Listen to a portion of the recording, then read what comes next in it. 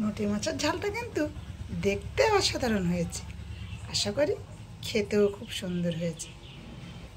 তো বন্ধুরা, ভিডিওটা শেষ পর্যন্ত দেখলে বুঝতে পারবেন আমি নোটে মাছের ঝালটা কেমনভাবে বানিয়েছি।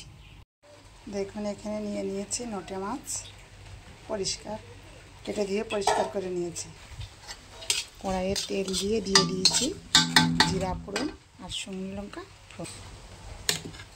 এর মধ্যে দিয়ে দিচ্ছি পেস্টিং মশলা, পেঁয়াজ আর কাঁচা লঙ্কা, আদা দিয়ে দিচ্ছি একটু থেতো করে রসুন, দিয়ে দিচ্ছি একটু হলুদ, পরিমাণ মতো লবণ, একটু গুঁড়ো লঙ্কা। মশলাটা ভাজা হয়ে গেছে, এবার দিয়ে দিচ্ছি এর মধ্যে নোটে মাছ।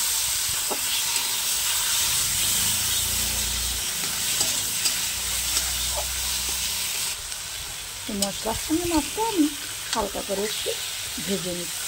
দেখুন সুন্দর করে ভেজে নিচ্ছি, একটাও মাছ কিন্তু ভাঙানি, গোটা গোটাই আছে। এবার আমি একটু জল দিয়ে দিচ্ছি।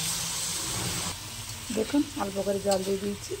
আজকে এটা হবে নিহারা মাছের বা নোটে মাছের একদম মাখা মাখা চচ্চড়ি। দিয়ে দিচ্ছি একটু জিরা গুঁড়ো, এবার দিয়ে দেব গরম মশলা।